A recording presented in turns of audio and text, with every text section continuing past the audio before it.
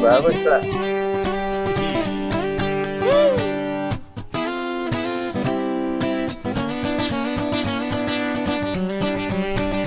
Kisah usang tikus-tikus kantor yang suka berenang di sungai yang kotor. Kisah usang tikus-tikus bergasi yang suka ingkar janji lalu sembunyi di balik meja teman sekerja, di dalam lemari dari pajak. Kucing datang cepat ganti muka, segera menjelma bagai tak tercela. Masa bodoh hilang harga diri, asal tak terbukti tentu sikat lagi. Tikus-tikus tak kenal kenyang, rakus-rakus bukan kepala. Otak tikus memang bukan otak udang. Kucing datang, tikus menghilang. Yeah.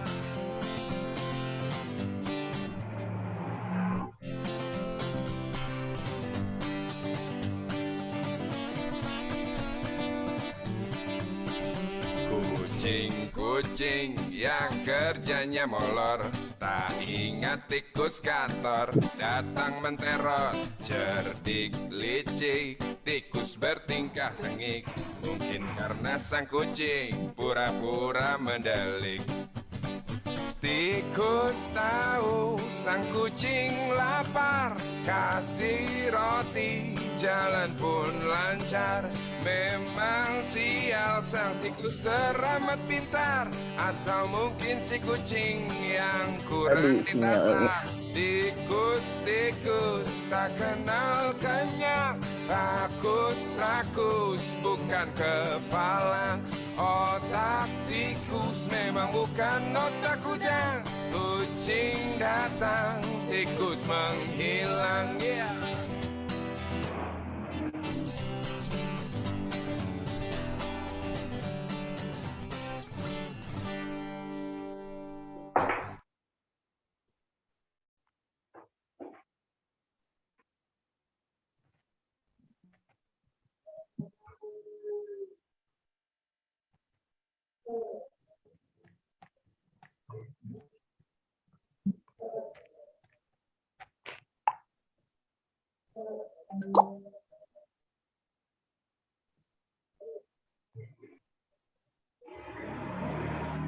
Hari Anti Korupsi ini, Kerutas hari ini memperingati Hari Anti Korupsi Sedunia.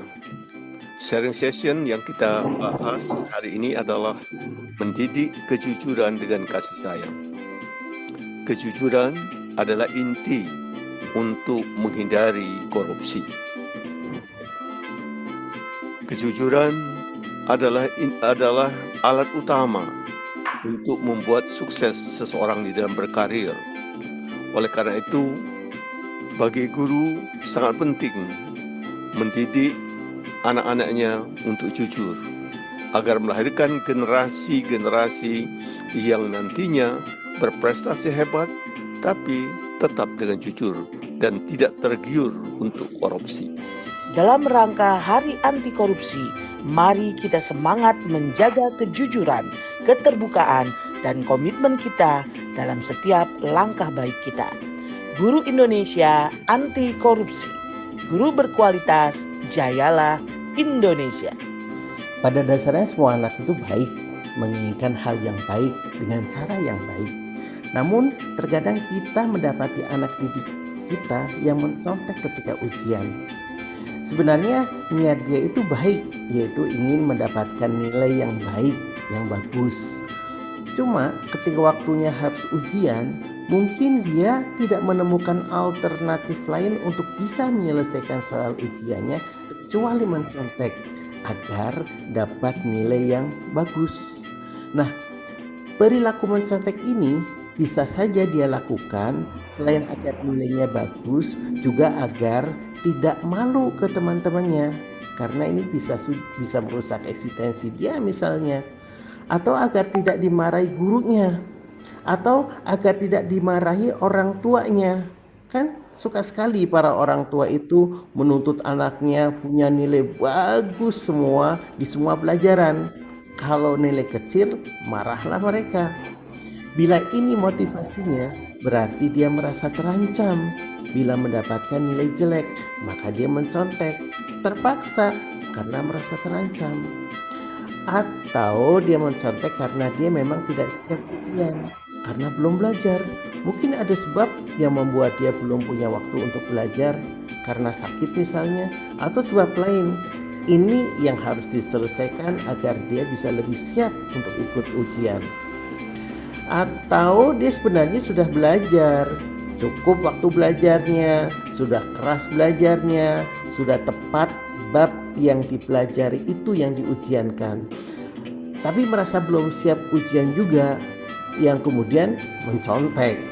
Kalau kasus seperti ini sebaiknya di coaching. Mungkin dia ada kesulitan yang dia tidak bisa menyelesaikannya sendiri, harus dibantu, di konseling mungkin, atau di coaching, atau belajarnya didampingi, dibimbing. Kalau anak SD, SMP bisa saja seperti itu, SMA juga mungkin seperti itu. Atau mungkin juga ada mental block yang menghambat kesuksesan dia, yang membuat dia tidak percaya diri. Jadi sebenarnya siswa tidak suka mencontek, tapi terpaksa. Nah, karena apa itu yang harus kita gali, itu yang harus kita bantu agar dia bisa percaya diri, bisa menyelesaikan ujiannya.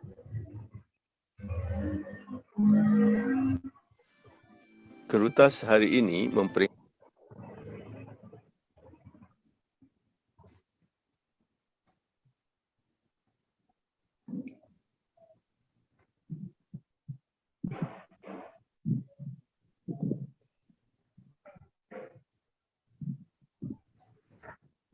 Ya, Pak Harun, Pak Fuad sudah hadir ya? Ya, udah, alhamdulillah. Ya, hari ini kita membahas tentang pendidikan kasih sayang ya. Mendidik kejujuran dengan kasih sayang di hari yang Hari Anti Korupsi Sedunia ini. Sudah ada Pak Fuad sebagai moderator acara hari ini dan juga Pak Harun ya, Pak Harun sebagai pemateri. Ya, mungkin waktu sudah menunjukkan 13.30. Bisa langsung dimulai saja sharing saja hari ini Pak Harun dan Pak Fuad. Waktu dan tempat saya persilahkan. Oke. Assalamualaikum warahmatullahi wabarakatuh. Waalaikumsalam warahmatullahi wabarakatuh. Alhamdulillah wabarakatuh.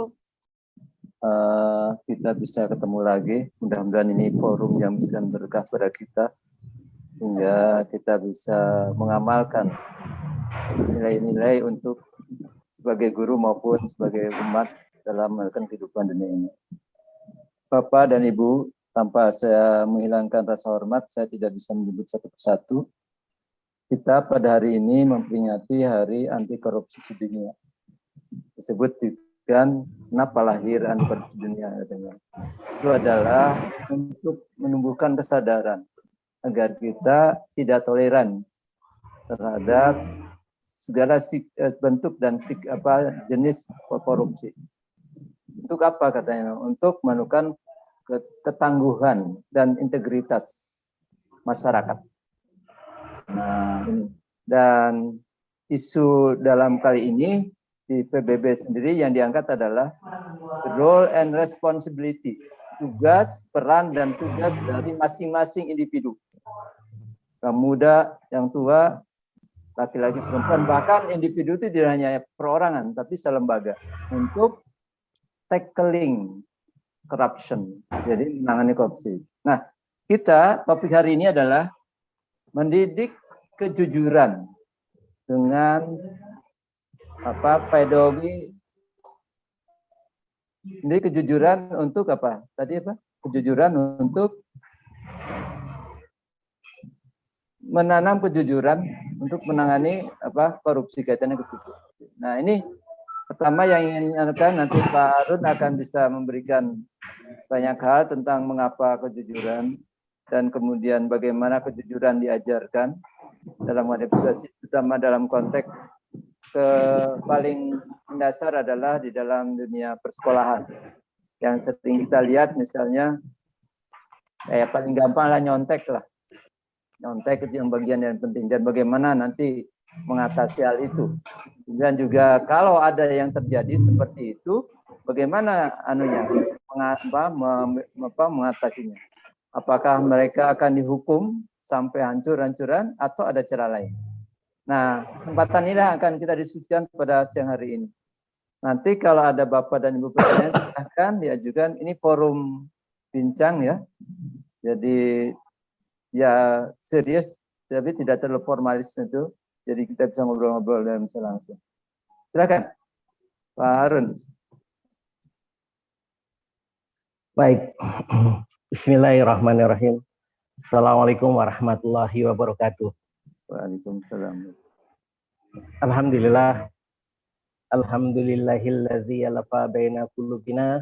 Asyhadu an la ilaha illallah wahdahu la syarikalah wa asyhadu anna Muhammadan abduhu wa rasuluh la nabiyya ba'dah. Bapak Ibu yang saya hormati, yang saya muliakan, para pendidik yang mulia.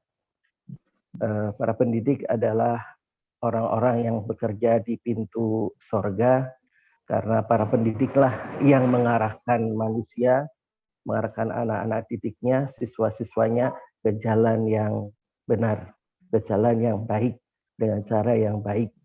Sehingga guru adalah pahlawan bagi semuanya.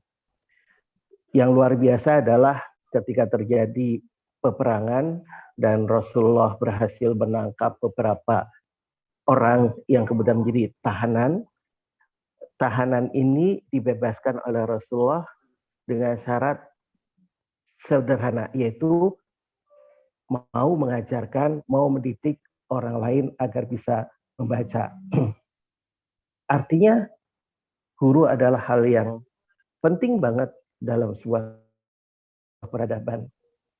Dan kita semuanya adalah guru. Judul hari ini susah-susah gampang, mendidik kejujuran dengan kasih sayang, gitu. Mendidik kejujuran dengan kasih sayang. Jujur itu kata yang sederhana, tetapi luar biasa untuk membentuknya. Setidaknya menurut saya. Karena jujur itu adalah ujung dari karakter. Untuk berani, syaratnya adalah dia pede aja. Tapi untuk jujur, syaratnya itu banyak. Seperti misalnya di tagline KPK misalnya, berani, jujur, hebat. Berani, jujur, hebat. Artinya, untuk bisa jujur, seseorang membutuhkan sikap berani. Orang yang tidak berani akan sulit untuk jujur, karena jujur kadang-kadang berisiko. Dan jujur itu juga butuh orang hebat. Bukan kejujuran yang melahirkan kehebatan, tapi kehebatan itulah yang melahirkan kejujuran. Bukan kejujuran yang melahirkan keberanian, tapi keberanian itulah yang melahirkan kejujuran. Orang nggak bisa jujur kalau dia nggak berani. Katakanlah yang hak walau itu pahit, berarti dia harus berani. Berarti dia butuh orang yang hebat. Dan hanya satu manusia yang mendapatkan gelar jujur, yaitu Rasulullah Al-Amin. Dan Al-Amin ini disematkan kepada Rasulullah tentu ada maksud yang luar biasa. Dan Rasulullah itu adalah Rasul yang diutus untuk menyempurnakan amal, untuk menyempurnakan akhlak. Jadi menurut saya jujur ini tidak bisa bim salah bim ditanamkan kepada anak, kemudian anak menjadi jujur, harus ada fondasi mental yang lainnya. Terus kenapa harus pakai kasih sayang? Jadi seperti yang saya sampaikan di prolog tadi, bahwa orang tidak jujur itu karena dua hal. Yang pertama karena terancam. Yang kedua karena serakah. Orang terancam menjadi berbohong, menjadi tidak jujur, menjadi menutup-nutupi karena terancam. Atau orang tidak jujur karena serakah. Dia ingin memiliki lebih daripada yang semestinya. Maka kemudian dia melakukan ketidakjujuran. Oleh karena itu, untuk mendidik jujur, mesti menggunakan sentuhan kasih sayang agar anak yang kita didik itu nyaman dengan kita. Bapak Ibu, saya sebenarnya ada slide, tapi saya menggunakan dua alat, nih, satu dengan handphone, ini yang dipakai adalah handphone, yang satu lagi saya sedang mencoba membuka Zoom menggunakan laptop karena materi saya di laptop, tetapi nampaknya ini mengalami gangguan sinyal, jadi hanya karena yang laptop pakai WiFi, yang ini pakai ini sendiri, data di handphone. Baik, saya lanjutkan. Kenapa kasih sayang? Kasih sayang adalah pakaian Tuhan, pakaian Allah. Setiap surat di Al-Quran menggunakan Ar-Rahman Ar-Rahim, Allah yang Maha Pengasih, yang Maha Penyayang. Nah, Allah sendiri menamakan dirinya itu Ar-Rob. Rob sendiri kemudian akar kata yang menjadi kata tarbiyah. Tarbiyah itu maknanya pendidikan. Artinya ketika kita ingin mendidik manusia, kita harus menggunakan cara-cara Tuhan. Tuhan ternyata Maha Pengasih, Maha Penyayang. Berarti kita sebagai guru untuk mendidik ciptaan Tuhan, ciptaan Allah, juga harus menggunakan alat Tuhan, yaitu kasih sayang. Kurang lebih seperti itu untuk prolog. Saya minta komen dulu dari Pak Fuad sambil saya membetulkan laptop saya, Pak Fuad. Ya, makasih Pak Harun. Kita bukalah. Tadi udah lupa tidak basmalah. Forum ini kita dengan Bismillahirrahmanirrahim. Jadi kalau saya bisa menarik bahwa mengapa kita harus menemukan kejujuran. Nah, ini apakah misalnya kasih sayang itu dengan cinta sama enggak? Kasih sayang dengan cinta sama enggak? Kalau kasih sayang dengan cinta sama, kita bisa melihat atau bisa mencoba mencermati ataupun meresapi bagaimana cinta itu berperan besar. Sebagaimana diungkapkan dalam karya Jalaluddin Ar-Rumi, seorang filosof dan tasawuf Islam. Dia mengatakan cinta adalah lautan tak bertepi. Langit adalah serpihan bukti belaka. Ketahuilah bahwa langit berputar karena gelombang cinta. Andai tak ada cinta, dunia akan membeku. Karena cinta, duri menjadi mawar. Cuka menjadi anggur segar. Kemalangan menjadi keberuntungan. Batu yang keras menjadi lembut, bagaikan mentega. Duka menjadi penggembira.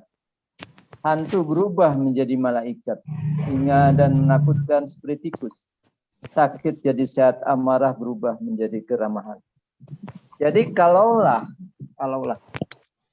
itu sama, maka akan sangat penting mengajarkan sesuatu dengan cara dikasih sayang. Karena tidak ada yang menyentuh hati. Kasih sayang adalah menyentuh hati. Dan juga kalau dalam ajaran agama banyaklah.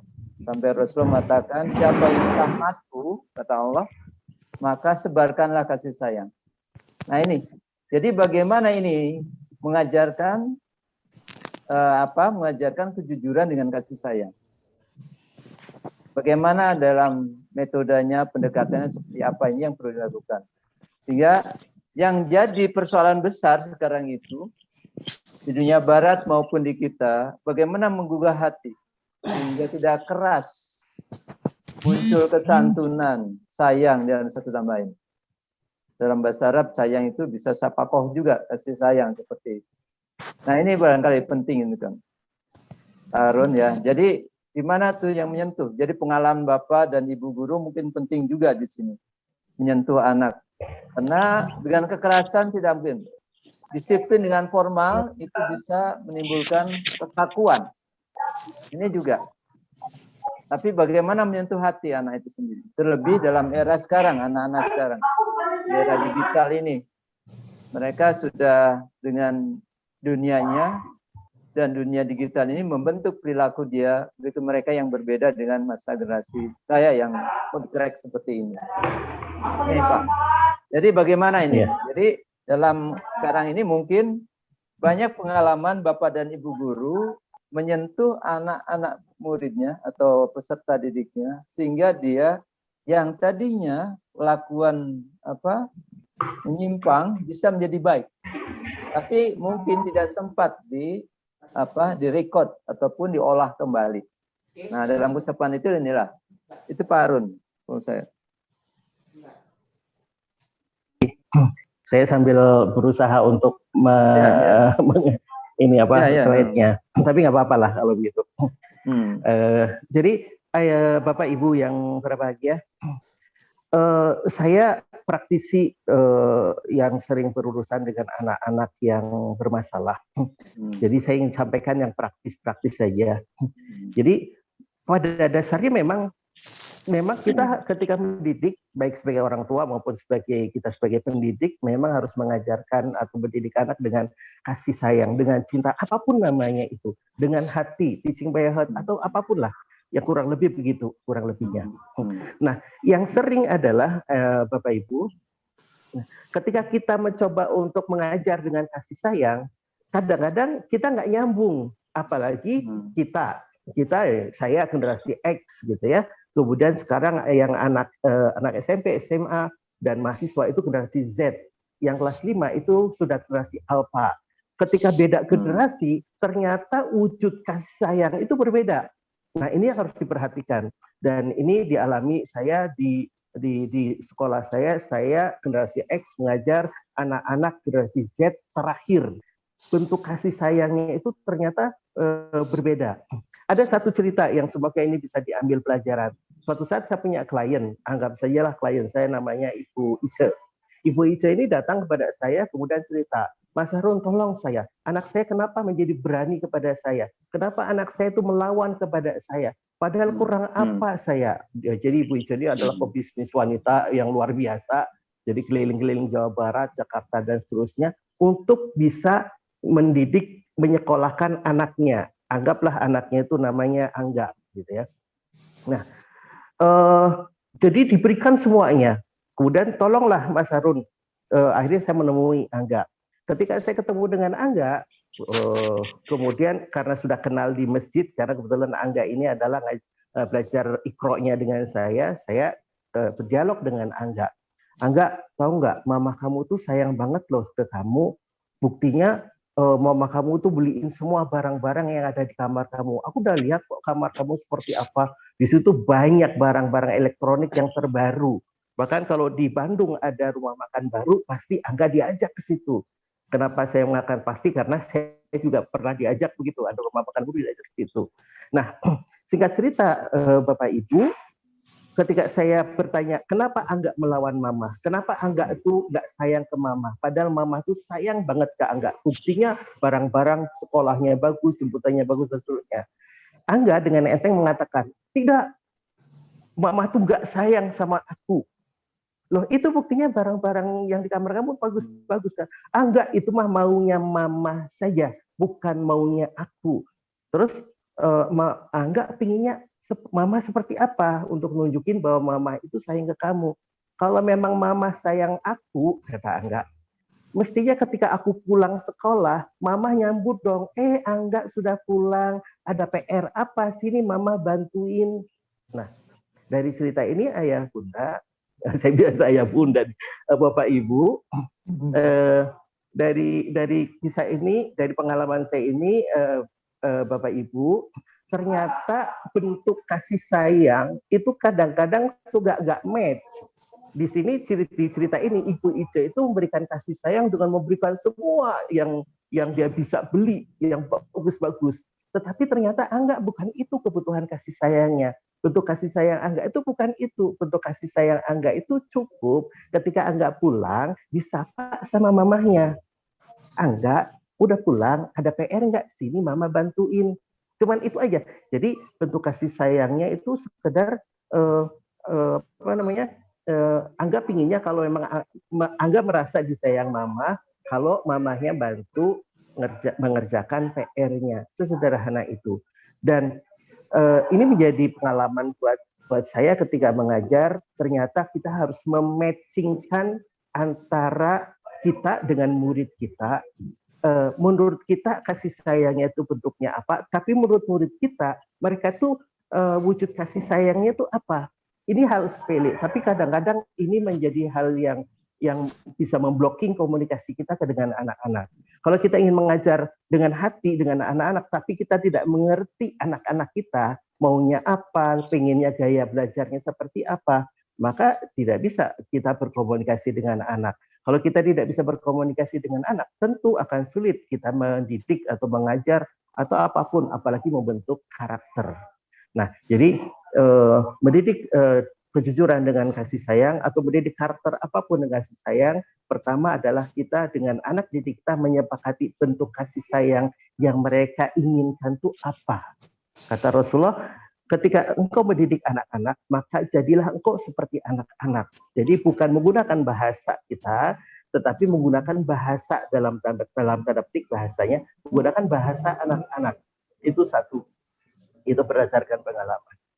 Nah, kemudian Bapak Ibu, seringkali kita ini memarahi anak ketika nyontek. Wah, nyontek nih berarti nggak jujur.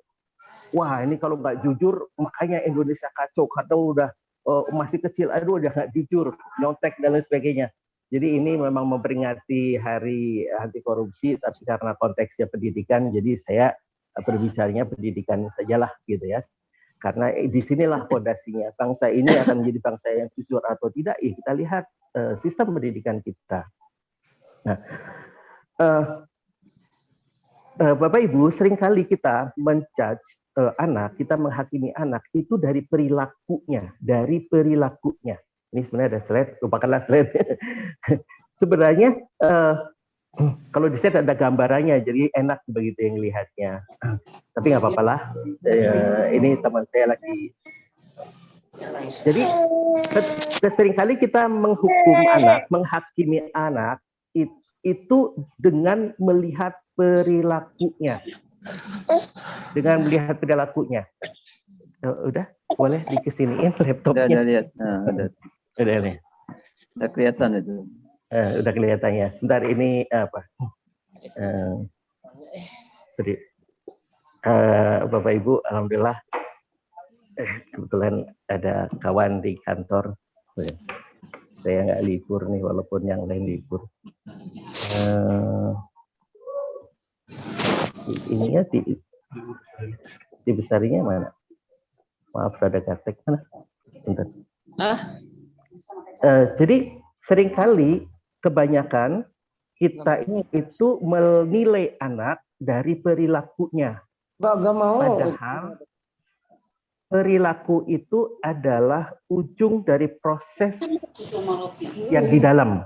Maksud saya ayah bunda, saya kira ayah bunda juga sudah ayah bunda lagi, Bapak Ibu, yang slide-nya bisa nggak? Kan ini ada apa namanya? Ada bergerak gitu.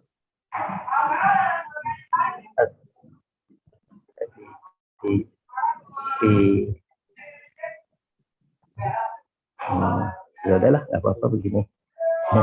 Maaf ya Bapak Ibu, ini slide-nya pakai laptop orang, jadi saya nggak hafal. Kembali lagi pembahasan, mohon maaf banyak gangguan, tapi nggak apa-apa. Memang untuk mendidik kejujuran banyak gangguan nampaknya, perlu perjuangan.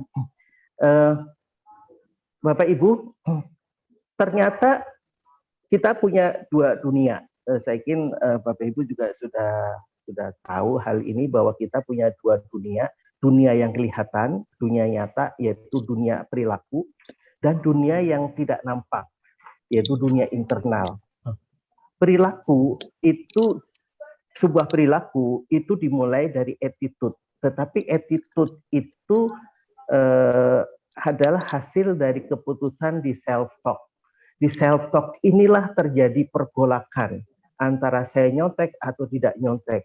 Nyontek enggak ya? Kalau nggak nyontek, aku nggak bisa nih. Kalau nyontek, aduh, aku kan nggak boleh nyontek, harus jujur. Nah, pergolakan. Nah, ketika pergolakan ini terjadi, nanti keputusannya sangat tergantung motivasi. Dan motivasi itu ditentukan oleh dua hal besar yang ada dalam diri setiap kita, yaitu konsep diri dan hukum nikmat kesengsaraan.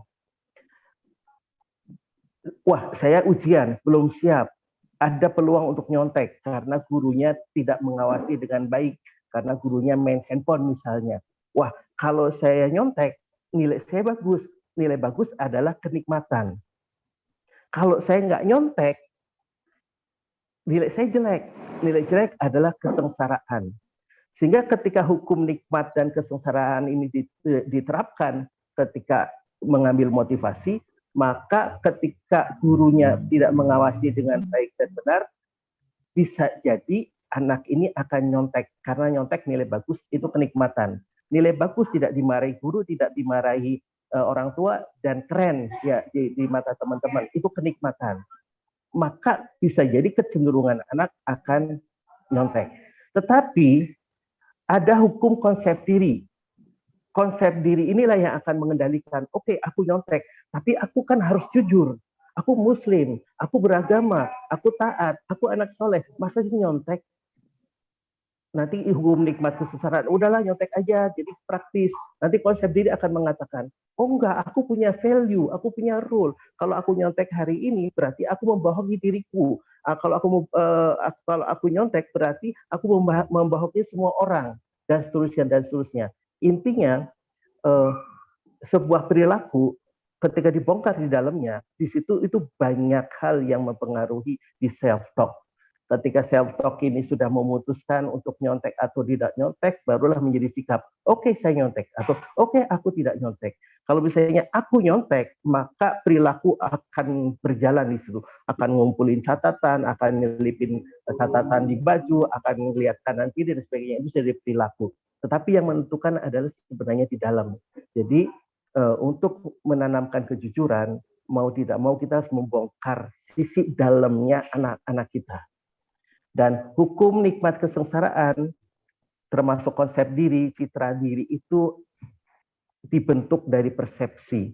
Persepsi dibentuk dari pengalaman. Pengalaman ada dua, ada pengalaman empiris, ada pengalaman induktif. Pengalaman empiris adalah pengalaman yang dia rasakan. Kalau anak pernah nyontek, nggak ketahuan, nilainya bagus, rapot bagus, maka itu menjadi kenikmatan. Tetapi kalau anak nyontek, kemudian ketahuan guru, kemudian harus remedi atau kena hukuman dan sebagainya, maka menjadi pengalaman yang tidak nikmat. Bisa jadi dia tidak akan nyontek lagi. Tetapi kalau sistem pendidikannya justru mendukung untuk nyontek misalnya, maka akan berat. Jadi guru tidak bisa berjalan sendiri untuk menegakkan kejujuran murid. Harus sistem pendidikan. Pendidikannya juga harus. Ada kasus ya, ada cerita di Bandung ketika ada ujian begitu. Ini oknum saja tentunya, ada anak pandai, kemudian dia tidak mau nyontekin temannya, maka dia menjadi musuh teman-temannya dan menjadi musuh gurunya. Karena gurunya menghendaki semua anak nilainya bagus, karena kalau semua anak nilainya bagus, lulus semua dengan nilai bagus, kan sekolahnya juga jadi bagus. Nah, berarti kalau kita ingin mendidik anak didik kita menjadi anak yang jujur, satu gurunya, yang kedua adalah sistemnya. Gitu. Sampai di sini, saya minta komentar dulu dari Pak Fuad sebelum ke slide berikutnya, Pak. Silakan, ya, Pak. nanti betul juga bahwa kalau saya melihat darinya tidak mungkin itu guru sendiri, tapi lingkungan akan membentuk. Bagaimana menciptakan lingkungan yang kondusif itu bagian penting ini, Pak. Karena tidak jarang ada yang sebut istilahnya, saya lupa itu istilahnya. Jadi orang melakukan sesuatu lantaran banyak orang melakukan. Jadi kesalahan menjadi kebenaran ketika dilakukan orang banyak. Dan ada istilahnya itu, konsep itu. Nah, sering anak-anak melakukan itu karena ya orang lain kan begitu katanya. Jadi nggak apa-apa. Terus ada juga yang menekan istilahnya, toh saya tidak merugikan orang lain, katanya begitu. Itu juga ada yang konsep itu yang sering muncul di dalam kehidupan anak sendiri. Nah, yang paling adalah paling penting tadi Pak Harun kan tuh gimana sih pertama pada diri kita menumbuhkan kesadaran kayak tadi seperti itu. Kalau saya menyontek begini, juga lingkungan itu sendiri, karena masing-masing punya cara pandang dan punya kepentingan berbeda nih Pak Harun. Kalau tadi hidupan contoh tadi yang Pak Harun lingkungannya itu terkadang ada kepentingan politis, gimana bisa saja menghalalkan tadi nyontek. Nah seperti itu, dan kepentingan politis bisa seperti itu. Juga yang kepentingan lainnya kan gitu. Sehingga misalnya untuk kepentingan itu ya udahlah tutup mata aja lah dengan hal seperti itu. Nah ini yang sering terjadi Pak. Ini yang terjadi. Jadi inilah yang perlu. Sehingga mungkin kalau ada guru yang jujur disebutnya killer ini Pak. Jadi kalau guru yang sangat permisif terhadap perilaku yang tidak diinginkan itu juga akan disenangi. Nah, jangan sampai terjadi seperti itu yang terjadi. Ini nih Pak Harun. Ya. Ini menyentuh nurani itu tidak mudah ternyata. Ini pekerjaan berat, pekerjaan Bapak Ibu guru yang tidak mudah. Ya. Baik, kita lanjut ke slide berikutnya. Jadi Bapak Ibu yang saya hormati, di slide berikutnya tolong admin share ini. Nah, jadi perilaku itu disebabkan karena attitude, iya atau tidak, nyontek atau tidak, jujur atau tidak, setuju atau tidak, dan seterusnya. Itu ada di attitude. Attitude itu sendiri hasil dari self talk yang telah memutuskan. Self talk itu memutuskan apa sesuai dengan motivasi. Motivasi kuatnya apa? Ada peluang nih, gurunya nggak ada. Kalau dia punya konsep diri yang kuat, citra diri yang kuat. Oh, nggak, aku muslim, aku harus jujur, aku ini hebat, aku ini bla bla bla bla. Maka dia walaupun ada peluang, dia tidak akan lakukan. Kalau konsep dirinya bagus, kalau citra dirinya bagus, kalau belief system dia bagus, kalau mindset dia itu bagus. Nah, kalau begitu bagaimana cara membentuk konsep diri? Ini yang sering saya lakukan di klinik-klinik saya. Yang pertama adalah saya mengenalkan Tuhan dan menanamkan keyakinan tentang Tuhan dengan segala sifat-sifatnya. Bukan sekedar Tuhan kita namanya Allah, sudah enggak. Tapi Allah itu sifat-sifatnya seperti apa? Yang maha pengasih, maha penyayang, yang akan memberi sorga, tapi juga akan memberi neraka, dan seterusnya. Sehingga dia punya kontrol, dan yang mengontrol adalah Tuhan. Kenapa harus memperkenalkan Tuhan? Karena keyakinan terhadap Tuhan itu ternyata adalah keyakinan yang paling tinggi. Contoh, misalnya, orang yang merokok, itu dia yakin banget kalau habis makan harus merokok. Tetapi ketika bulan Ramadan, dia bisa kok tidak merokok. Kenapa? Karena keyakinan habis makan kalau nggak merokok nggak enak, mulut pahit dan sebagainya, itu ada di dalam sistem dia. Tetapi keyakinan dia kepada Tuhan itu lebih tinggi. Maka ketika Ramadan, walaupun tidak ada orang, dia tidak akan merokok. Kecuali di malam harinya. Karena dia nggak mau batal. Jadi keyakinan kepada Tuhan itu adalah keyakinan yang tingkat tinggi. Apapun misalnya, orang berani bertaruh nyawa sekalipun kalau itu firman Allah. Tapi kalau itu firman undang-undang bisa jadi orang ngeles. Tapi kalau sudah itu perintah Allah, perintah Tuhannya, dia akan lakukan apapun. Oleh karena itu, pertama yang saya sering lakukan di klinik saya adalah untuk membentuk konsep diri anak, yaitu dengan satu mengenalkan siapa Tuhannya. Kalau dia Nasrani ya saya memperkenalkan sesuai dengan konsep dia. Intinya adalah memperkenalkan Tuhan dengan sifat-sifatnya, memperkenalkan Allah dengan sifat-sifatnya. Yang kedua, membentuk konsep diri anak didik sehingga ia memiliki citra diri atau self image. Nah, self image ini penting banget. Kalau Kalau dia sudah punya self image, saya muslim taat, saya anak soleh, saya harus jujur karena saya seorang muslim, saya harus berani berbeda dengan orang lain. Teman-teman aku nyontek, aku enggak berani berbeda begitu, itu karena citra diri. Tapi kalau dilarikan ke hukum nikmat dan kesengsaraan, tentu akan mengambil kenikmatan. Dengan konsep diri, anak bisa mendelay kenikmatan. Oke, sekarang aku nyontek, nikmatnya sekarang. Tapi nanti kalau pas ujian, beneran ujian kemudian ini, atau kalau aku udah kerja, karena hasil dari nilaiku yang nyontek, wah aku nggak bisa bersaing di dunia kerja. Dia bisa menunda kenikmatan kalau konsep diri anaknya sudah terbentuk. Jadi ketika saya menangani anak-anak yang trouble apapun dalam perilaku, dua kunci ini yang saya pakai. Satu, mengenalkan siapa Tuhannya, yang kedua membangun citra diri dia. Kamu tuh anak hebat, kamu tuh anak luar biasa, dan seterusnya. Nanti kalau dia sudah yakin bahwa dia adalah anak yang hebat dan seterusnya, maka dia bisa mengambil keputusan yang tepat, walaupun mungkin itu sengsara buat dia, sengsara sementara lah, kurang lebih seperti itu. Baik, kita lanjut ke slide berikutnya. Nah, ini sebenarnya slide-nya berjalan Bapak Ibu, tetapi ini dalam bentuk JPEG ya, sehingga tidak bisa dimainkan di laptop saya yang bisa, mohon maaf.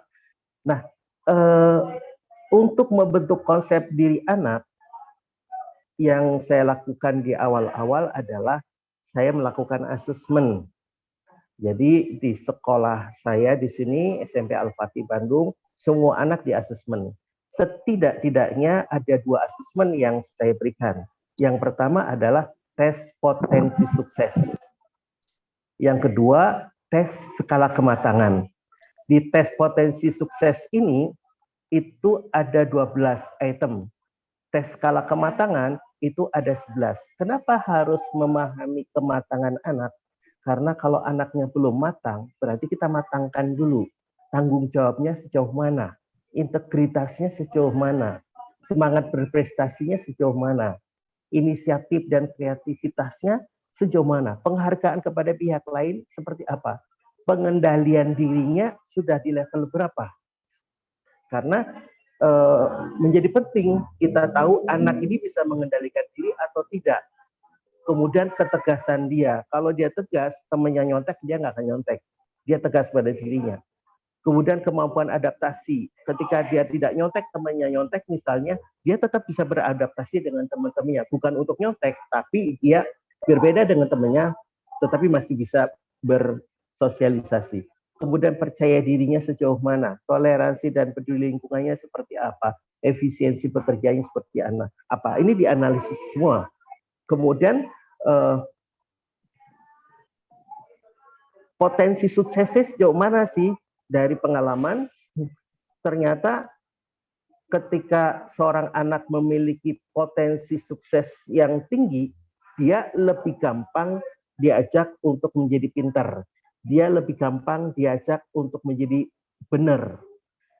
Ketika tes potensi suksesnya itu di atas 70, biasanya saya memakai di atas 70. Kalau 70 itu cenderung ke bawah, kalau 80 cenderung ke atas. Jadi kalau masih kayak seperti ini 75, ini perlu digenjot lagi potensi suksesnya.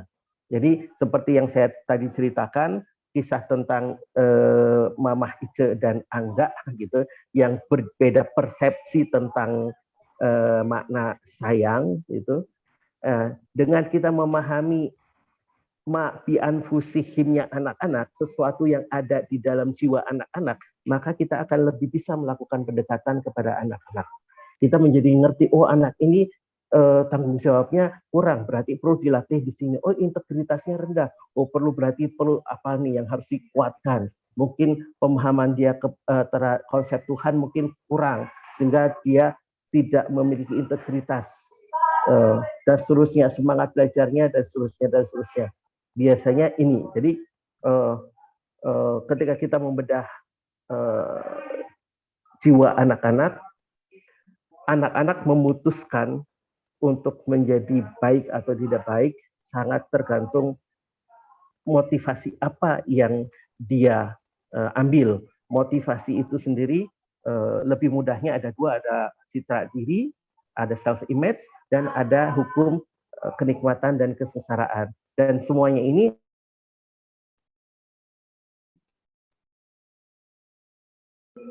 adalah belief yang dari sisi dalamnya anak-anak, maka kita punya persepsi, oh anak ini tuh begini dan begitu.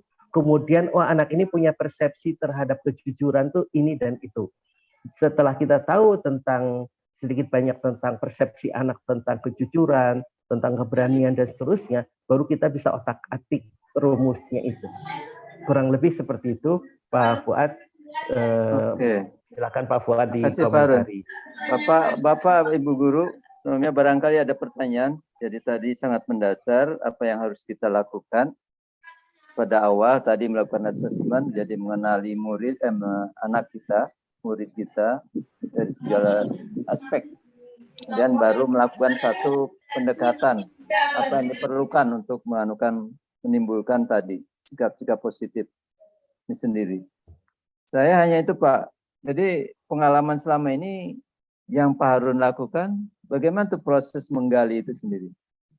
Apakah itu dengan dialog yang terbuka atau dialog antar individu? Ya terbuka dalam pengertian di kelas sama-sama rame ataupun secara individu dipanggil.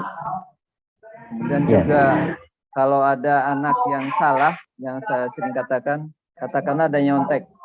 Apakah langsung dimarahi di situ, dihukum?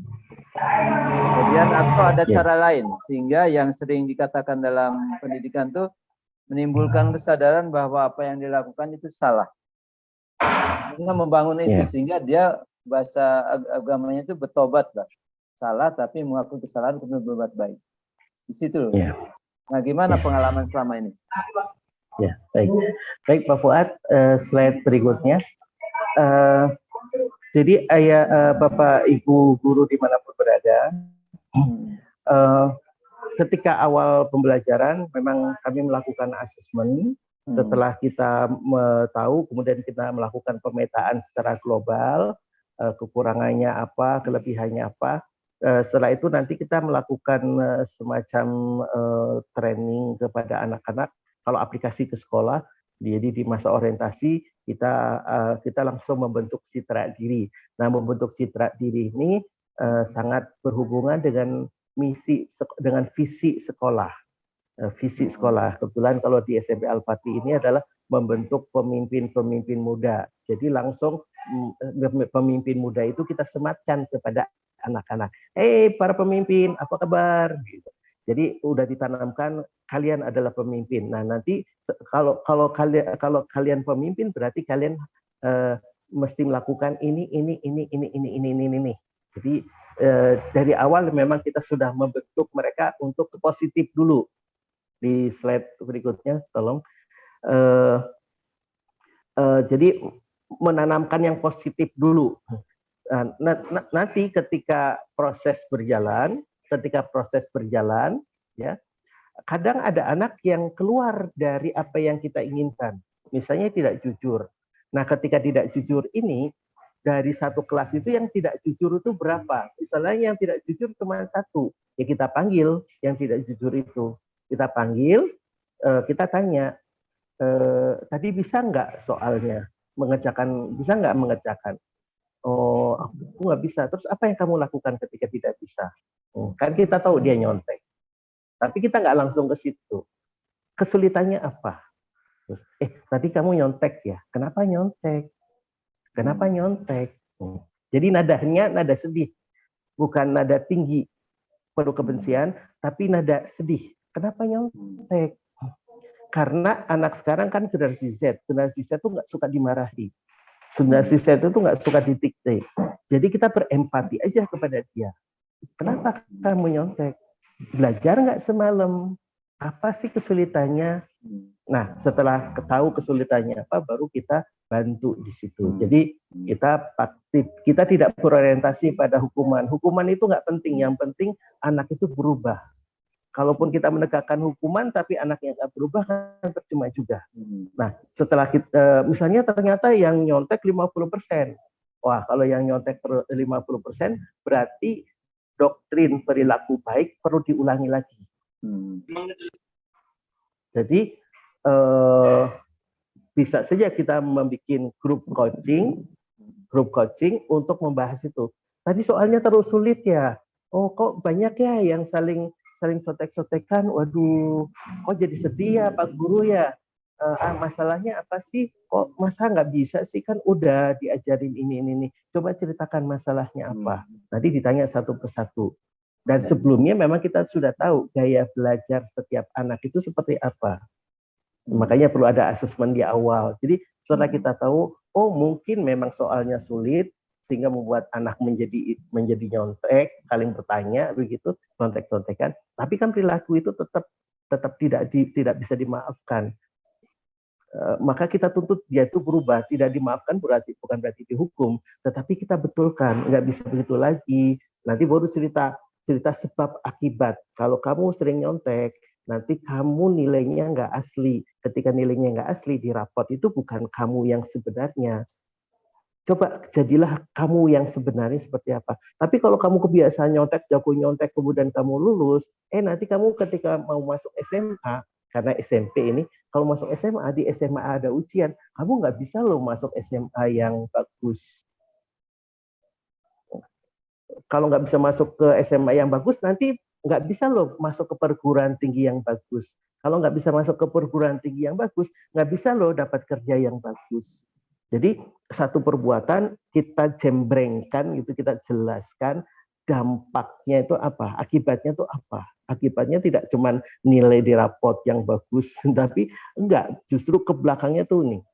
Kasihan nggak sih ke orang tua kamu, ternyata kamu tuh nilainya bagus karena nyontek. Kalau orang tua kamu tahu gimana perasaan kamu. Jadi melakukan pendekatan seperti itu. Jadi nanti biar kamu bisa, nanti ujungnya biasanya biar kamu bisa menyelesaikan soal, sebaiknya kamu bagaimana? Biasanya jawabannya belajar. Nanti dikejar. Belajar itu yang kayak apa sih? Oh, belajarnya kayak gini. Kira-kira biar bisa belajar dengan baik, waktunya berapa menit? Nanti dikejar lagi. Jam berapa sampai jam berapa? Nanti dikejar lagi. Kalau udah jawab, dikejar lagi. Mulai kapan kamu akan belajar seperti itu? Sampai dia menjawab, oke, malam ini aku belajar. Nah, malam ini kamu akan belajar. Bagaimana caranya biar Bapak tahu kamu malam ini belajar? Jadi, step by step-nya itu agak lama memang, tetapi itu proses yang sering kami lakukan dan berhasil. Kemudian, kitanya juga digambar ada 2 gelas. Satu gelas itu dipenuhi dengan kata-kata positif, kamu pemberani, kamu hebat, oh kamu keren, kamu pinter ya ternyata, wah kamu tuh sukses, anak soleh, kamu tuh anak soleh. Maka akan terbentuk citra diri sesuai dengan label yang kita labelkan kepada anak. Tetapi kalau kita sebagai guru seringnya mengatakan, kamu menilai rapot jelek, kamu jahat ke teman, kamu ajamet, misalnya kamu bodoh, kamu sengsara, kamu anak nakal, kamu bandel, kemarin dihukum, kemarin dipanggil ya guru BP dan seterusnya, maka itulah yang masuk ke dalam jiwa dia, dan itulah yang akan terbentuk karakter itu yang justru akan terbentuk. Jadi mesti holistik untuk menegakkan anak agar jujur. Sistem pendidikan kita, cara kita mengajar mesti holistik, tidak bisa sepenggal-sepenggal. Semua guru juga harus melakukan hal yang sama. Tidak bisa satu guru melakukan hal yang benar, yang lainnya benar, ya susah juga begitu. Makanya di diskusi-diskusi sebelumnya saya sampaikan sistem ini harus sistem, dan guru ada di dalam sistem itu. Itu Pak Fuad. Ya. Oke, barangkali dari Bapak dan Ibu ada pertanyaan. Tadi sudah jelas bahwa menangani tadi kasus-kasus yang tidak baik atau tidak jujur itu dengan tadi secara holistik. Jadi ada persoalan dialog ya, yang panjang ya Pak Harun ya.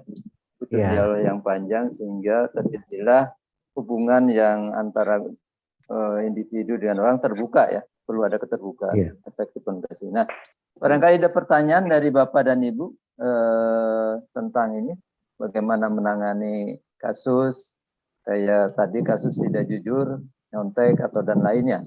Kemudian juga pengalaman Bapak dan Ibu misalnya membangun tadi citra diri seperti apa, barangkali bisa di-share di sini. Silakan kalau ada Ibu. Pak Yusfar. Boleh izin Pak? Silakan Pak. Silakan Pak. Ya, terima kasih. Ya. Assalamualaikum warahmatullahi wabarakatuh. Waalaikumsalam warahmatullahi wabarakatuh. Paling berat mengajari anak-anak adalah berprakarsa, inisiatif. Itu kok sulit sekali. Apa yang resep yang harus kita berikan supaya anak itu tidak harus menunggu komando, tapi bisa jalan. Katakanlah misalnya membersihkan kelas. Siapa yang duluan datang ya harus berbuat. Tidak usah harus ada rester, ditunggu, diawasi dan seterusnya itu. Kemudian inisiatif ya. Ada kecelakaan di jalan, siapa sih yang berani langsung berbuat, langsung ya memang ada polisi ya. Tapi kan kalau tidak ada polisi kan kita juga harus berbuat. Nah, ada pencurian dalam kelas. Bagaimana kita mengambil tindakan atau memberi hukum seperti kata Pak Harun tadi. Nah, perubahan ini kelihatannya makin sulit bagi anak-anak kita pada dewasa inilah ya. Sekali lagi prakarsa, inisiatif ya. Mengambil alih persoalan jika orang lain tidak berbuat, memberi contoh dan itu semua. Barangkali Pak Harun bisa menambahkan atau memperjelas lagi sehingga lebih operasional dan guru-guru bisa mengikutinya atau melihatnya. Lalu yang sangat kurang saya lihat ini apa ya? Komunikasi antara guru, orang tua, sama lingkungan. Kalau tidak ada komunikasi, saya senang ada seorang Belanda ya di Bandung itu, dia panggil orang tua. Ini loh saya mengajari anak-anak Bapak. Nah, Bapak bagaimana mengajari anak-anak ini? Jadi ada dialog begitu. Kemudian pendidikan itu tanggung jawab bersama. Nah, sampai di mana batasan kebersamaan itu? Apakah orang tua, apakah sesama orang tua, ataukah sama guru dan seterusnya itu. Nah, lalu yang saya lihat juga kekurangan sekolah kita, kok kurang sekali memberi kesempatan ya kepada anak itu, sehingga ada keberanian kalau ditanya siapa yang mau bertanya, semua diam begitu, pancing lagi. Itu apa karena di orang tua di rumah terlalu keras ataukah memang anak itu ya tidak ada apa-apanya lagi kecuali ya udahlah kita ikuti aja. Nah, tadi sebelum pertemuan ini saya sempat bicara dengan Profesor Husni ya. Di Bandung itu tadi diberikan contoh banyak sekali toko-toko yang memberi kesempatan kepada anak untuk dia berbuat jujur. Itu semua toko itu sekarang tutup. Hampir tidak ada lagi yang terbuka, membuka diri. Karena apa? Ya itu tadi. Dia makan 3, dia bilang 2. Uangnya lagi kadang-kadang dia ambil lagi alat supaya dicongkelnya sehingga uang yang masuk bisa dikeluarkan lagi. Nah itu semua memerlukan apakah contoh itu namanya ataukah apalah namanya. Begitu barangkali pertanyaan kecil aja Pak Harun. Terima kasih. Assalamualaikum warahmatullahi wabarakatuh. Terima kasih Pak Yusfar. Silakan Pak Harun. Jadi banyak hal yang kritik ini. Iya. Apa poin? Terima kasih Pak Yusfar. Contoh toko itu ke toko kejujuran ya Pak, kantin kejujuran ya. Iya. Yusfar ya. Ya. Silakan Pak Harun. Ini banyak sekali ya yang ini. Ya. Menurut saya begini Pak, tentang inisiatif. Inisiatif biasanya berhubungan dengan kreativitas. Ya, otak kita itu otak anak-anak selnya akan mati kalau dimarahi. Maksud saya begini, contoh mudahnya begini aja lah untuk bisa menjawab semuanya. Kan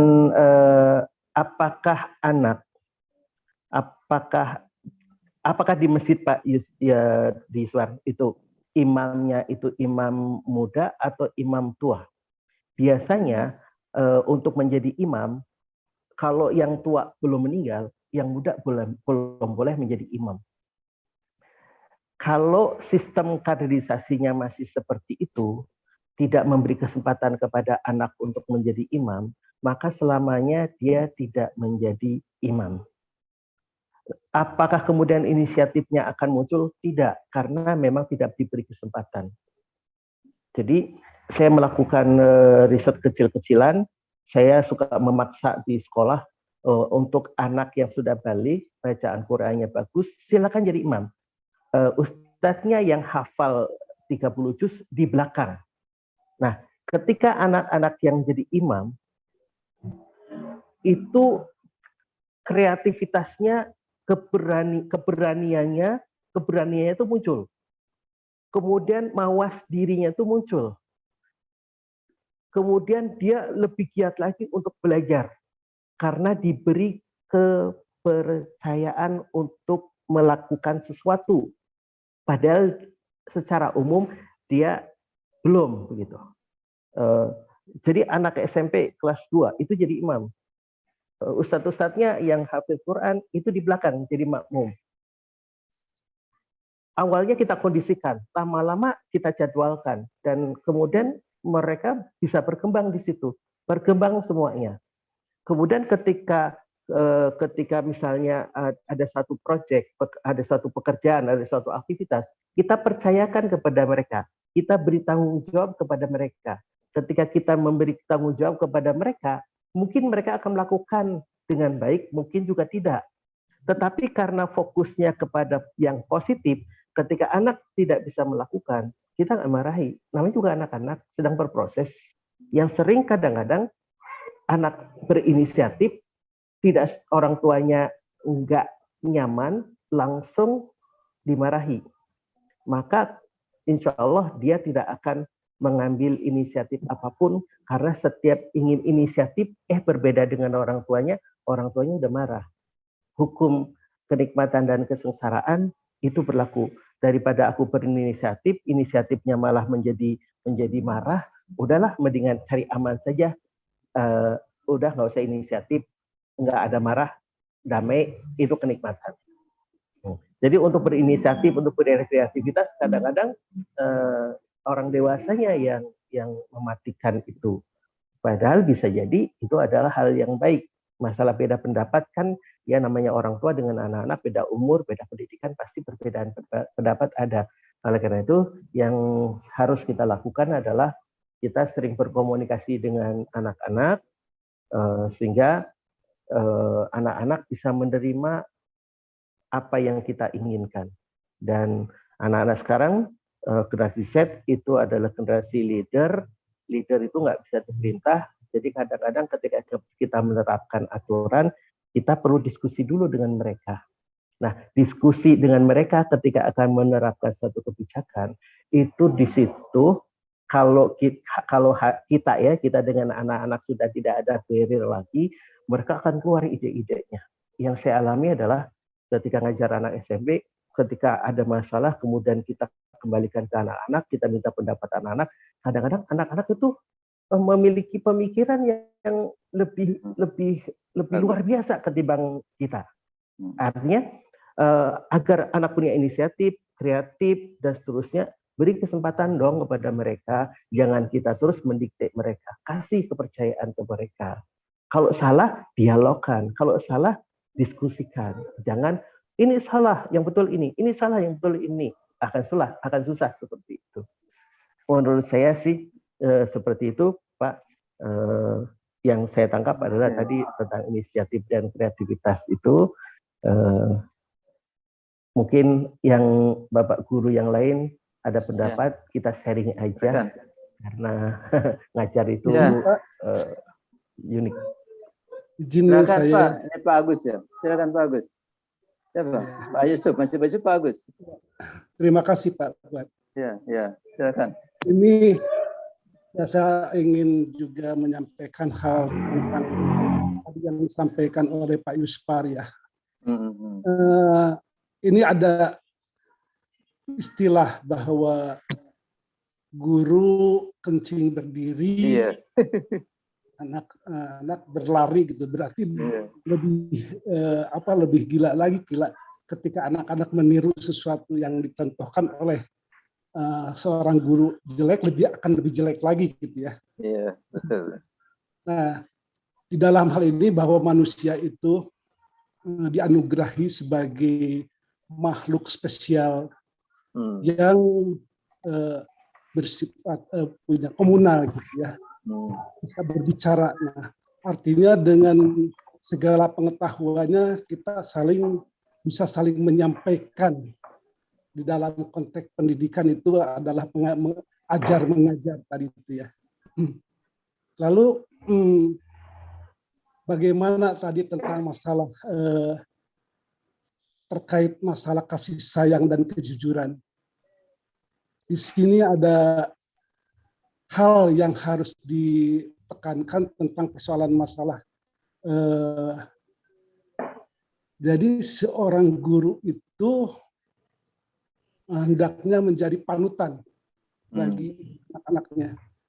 Saya pernah merasakan ya, ada seorang dosen yang dipandang oleh saya itu, sewaktu saya mahasiswa, dipandang saya itu dia berkarisma, punya kepribadian. Ketika kita baru di jalan aja, di pintu masuk gerbang kampus, ini ada guru yang saya idolakan. Kita ini udah terenyuh, belum apa-apa, sudah bagaimana cara berjalan, bagaimana bertutur sapa juga itu udah diri kita tuh udah hati-hati, terus harus sopan, harus bagaimana gitu. Jadi intinya tuh ini seorang guru tuh harus menjadi suri teladan gitu ya bagi anak didiknya itu. Nah, kemudian bagaimana sih seorang guru bersikap untuk bisa menjadi teladan bagi anak didik itu? Artinya jadi guru ini harus memiliki kepribadian yang baik gitu ya. Nah, yang baik ini dari mana? Tadi dikatakan oleh Pak Harut itu tentang dari Tuhan katanya itu. Nah, dengan Tuhan ya Pak ya, secara langsung. Nah, tapi Allah mengatakan bahwa untuk mencintai Allah itu adalah ikutin cara Rasulullah. Nah, di dalam agama Islam, seluruh kepribadian Rasulullah itu tercatat, baik yang tersirat dan tercatat gitu. Nah, kita harus ngikutin contoh apa yang diinikan oleh Rasulullah, baik gerak-gerik sampai masalah salirohnya, wujudnya segala macam itu harus mengikuti. Dan faktanya, kenyataannya susah sekali yang mencontohkan seperti perilaku, cara berpikir Rasulullah, bagaimana cara pandang Rasulullah, bagaimana cara mendengar, cara berbicara Rasulullah itu bagaimana, itu untuk dipelajari itu sangat sedikit sekali orang yang mempelajari hal ini tuh. Nah, sedangkan kalau kita mencontoh orang figur-figur yang misalnya kita idolakan itu sangat susah ya, karena mereka berpikir begini sehariannya, saya nggak tahu bagaimana perilakunya mereka itu, apakah mereka jujur atau tidak, korupsi atau tidak gitu ya. Itu kan seringkali susah gitu. Tapi kalau mencontoh Rasulullah pasti bisa gitu. Itu bagaimana kita ini istilahnya ada islah diri. Nah, kalau guru ini sudah bisa mengislah diri, jadilah polisi untuk diri sendiri, kejujuran segala macam itu akan nerap di dalam kepribadian dan jiwanya itu. Kalau untuk, jadi jangan selalu jadi polisi untuk orang lain. Jadi polisi dulu. Jadi polisi untuk diri kita sendiri dulu. Jadi bagaimana menjaga kepribadian kita supaya, nah akhirnya nanti kalau kita ini melakukan sesuatu yang benar-benar sesuai dengan kejujuran atau ini akan dicontoh sama anak-anak kita ini tuh. Jadi yang ini contoh dari anak-anak tuh. Jadi kasih sayang ini bentuknya adalah sebuah contoh kepribadian yang ditransferkan kepada anak-anak melalui perilaku kita sendiri gitu. Nah, lalu terkait dengan kejujuran, bagaimana mendidik anak-anak dengan kejujuran? Coba Bapak, sekarang saya pernah memperhatikan beberapa anak-anak saya sendiri atau yang lain, anak-anak sekarang dengan metode belajar luring, belajar daring, ini mereka bisa melakukan sekaligus 3, misalnya belajar dengan guru, berdialog dengan teman-teman, dan sambil chattingan gitu. Itu bisa dilakukan. Bagaimana melihat kejujuran mereka untuk misalnya di dalam satu ujian dilakukan dengan daring. Ini sangat sulit sekali buat guru mengontrolnya. Nah, ada cara dalam pola pembelajaran, menurut saya itu pembelajaran ini tuh bagaimana sebetulnya saya menerapkan metode problem solving. Jadi problem solving itu melihat memecahkan masalah, dan yang dituntut adalah pendapat setiap individu, anak-anak itu sendiri, pendapatnya terlepas dari soal masalah salah dan benar, tetapi sesuai dengan konteksnya itu kita hargai. Nah, ketika tadi itu tentang ada anak-anak bagaimana menyontek, loh, mencontek ini tuh memang benar, kata istilah mencontek itu negatif. Kata itu lebih dekat dengan mencuri, menconteknya. Tapi kalau saya tidak menerapkan pola model itu, lebih ini kan tuh mereka itu justru diinikan bekerja sama, saling mentransfer ilmunya di antara mereka sendiri, mereka semuanya jadi pintar nanti itu. Jadi silakan bekerja sama.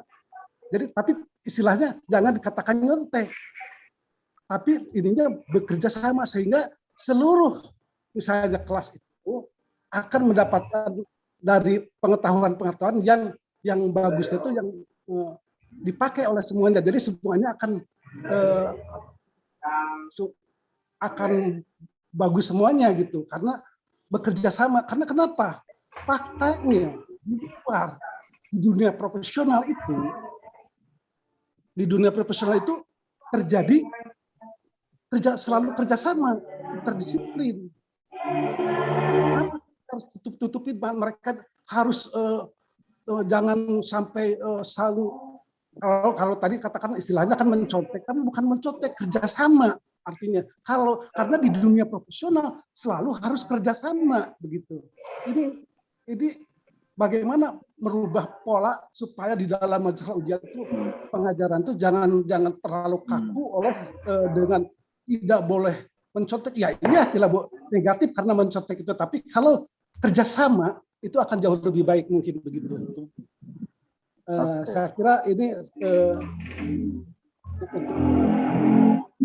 masalah tadi tentang hal jujur, lebih baik kerjasama saya itu dibuat dan melakukan problem solving, karena untuk keberanian berpendapat, memecahkan masalah bersama gitu.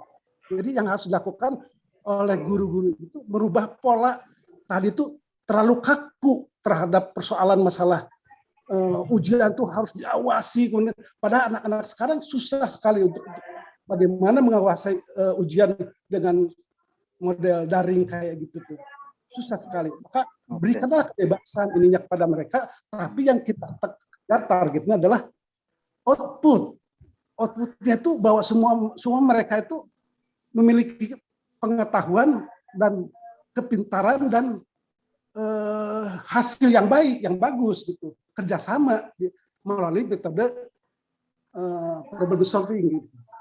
Kira-kira itu Pak Harun saya ingin menyampaikan. Terima kasih. Pak Agus, makasih Pak Agus. Jadi ada Pak pendekatan yang tidak dalam pengertian tadi, tidak ada melakukan kayak tesnya itu bukan declarative knowledge, menanyakan informasi, kayak itu juga banyak ditemukan di dalam Google, tapi yang ini ke masalah tadi, pemecahan masalah, atau yang sering dikatakan sering problem solving, juga ada yang cooperative learning atau collaborative learning. Hanya yang perlu diinginkan itu disepakati adalah etikanya apa ya, kesepakatan bersama. Karena dalam kerja proyek terkadang dalam kelompok itu ada siswa atau mahasiswa yang dompleng nilai Pak, itu juga harus dihindari itu Pak. Dia tidak ikut kerja tapi dapat nilai. Nah ini harus diikuti juga. Gimana itu? Itu Pak. Jadi dalam ini termasuk integritas nih Pak masalahnya. Silakan Pak. Iya. Jadi sebenarnya yang nyontek atau jiplak atau melihat kertas di dalam saku ketika ujian apapun itu sebenarnya itu adalah dampak dari terbentuknya atau tidak terbentuknya kepribadian. Kalau dalam dunia kerja memang harus ada kolaborasi begitu. Kalau di kelas itu kan ujian, ada ujian yang kita selenggarakan kan ingin menguji sejauh mana anak itu memahami atas beberapa pelajaran yang kita berikan. Nah, untuk menguji itu kadang-kadang kita butuh dia tuh mengerjakan sendiri, sehingga tidak boleh berkolaborasi dengan temannya. Tetapi ada juga memang pelajaran-pelajaran yang justru harus berkolaborasi. Misalnya kalau mengajarkan kepemimpinan, mengajarkan kepramukaan, justru harus berkolaborasi. Tetapi kalau kita ingin tahu anak ini sudah paham rumus-rumus matematika, bla bla bla, pelajaran bla bla bla, kan kita harus dia harus mengerjakan sendiri. Nah, itu yang kemudian etikanya ya jangan nyontek lah gitu. Nah, terlepas dari itu sih masalah yang sering saya hadapi di dunia anak-anak adalah menurut saya kita atau sistem pendidikan kita itu kok ya tidak fokus kepada pembentukan karakter, pembentukan kepribadian. Itu ada di kurikulum, itu ada di teori, tapi dalam aplikasi seringkali sekolah-sekolah itu mengejar nilai-nilai saja. Yang penting bisa masuk perguruan tinggi negeri, yang penting nilainya bagus dan seterusnya. Kok nggak dikembalikan? Kalau dalam pengajaran Islam, kalau kita sudah bersyahadat, nanti Allah berkata kepada kita dalam sebuah ayat, ishadu bi annaka muslim. Persaksikanlah bahwa engkau adalah seorang muslim. Nah, muslim itu akan menjadi citra diri. Nah, pembentukan citra diri ini yang penting, kepribadian. Kalau kurikulum mengatakan kepribadian yang Pancasilais, ya bentuk ke situ. Tentu harus ada contoh. Tentu sistemnya juga harus mendukung. Kalau ada problem, ya kita bimbing. Makanya harus dengan kasih sayang. Dengan kasih sayang, agar anak ini memiliki kepribadian. Kepribadian itulah yang akan membuat anak ini nanti sukses atau tidak sukses di masa kerjanya. Dengan kondisi yang sekarang ada, menurut saya sistem pendidikan kita melahirkan janitor. Saya melafadzkannya mungkin salah. Pekerja-pekerja, tidak melahirkan leader-leader. Sehingga kemudian kasus yang sering saya hadapi, Bapak Ibu, di sekolah-sekolahan, itu adalah anak-anak yang helplessness. Kalau anak sudah helplessness, pasti dia cenderung untuk mencari kenikmatan langsung apapun risikonya. Walaupun harus menabrak etika-etika. Yang penting dia dapat kenikmatan langsung. Kenikmatan langsung untuk belajar adalah nilai yang bagus. Maka dia gunakan dengan segala cara. Dengan joki kah, itu yang kita tidak kehendaki tentunya. Karena itu kepribadian yang tidak Pancasilais. Itu yang tidak berkepribadian seorang muslim, nggak yang seperti itu. Jadi ujungnya adalah nanti bagaimana kita ngedidik sehingga anak kita itu bisa survive di dunia 4.0 atau menjelang 5.0 nanti. Karena nanti di dunia yang akan dihadapi anak-anak mungkin bukan fuka yang semacam ini lagi, bukan perubahan yang sangat cepat, bukan sekedar perubahan yang ambiguitas, mungkin akan lebih tinggi dari itu. Bagaimana mereka itu punya survival dalam hidup. Nah, kalau misalnya dia kebiasaan nyontek, misalnya nyontek dalam konteks non yang kooperatif yang tadi, yang kolaborasi tadi itu, maka dia tidak punya kemandirian. Ketika tidak punya kemandirian, maka dia akan gagal dalam hidup. Dia akan kembali lagi ke bawah, Kalau yang kembali lagi ke bawah, yang menjadi employee itu 1-2 orang, itu nggak masalah. Tapi 270 orang, masa 50%-nya employee gitu. Kita negeri kaya raya, masa ngurus privat nggak boleh, nggak bisa. Masa ngurus ini harus orang lain. Nah, efeknya ke sana kan. Jadi kita nggak punya daya saing dalam kehidupan. Nah, sebenarnya konteksnya ke sana. Jadi kita butuh sistem, butuh cara-cara, tentu harus ada uswah dari gurunya, ada contoh dari gurunya, bagaimana anak kita ini punya kepribadian yang positif, yang konstruktif. Salah satunya adalah jujur. Begitu Pak Fuad? Ya, ada lagi Bapak, siapa tadi itu? Saya nggak lihat screen-nya. Ya Pak, mohon maaf sebelumnya, sebelum kita lanjutkan sharing session ini, alangkah baiknya ini saya dokumentasikan dulu. Ya. Ya, Bapak dan Ibu, saya mohon on cam gitu ya untuk dokumentasi yang tersedia. Karena ini ada dua slide ya, 2 slide partisipan, maka saya akan 2 kali saya ambil.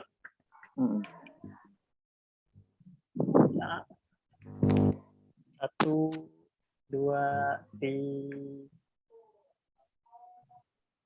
Nah, sekali.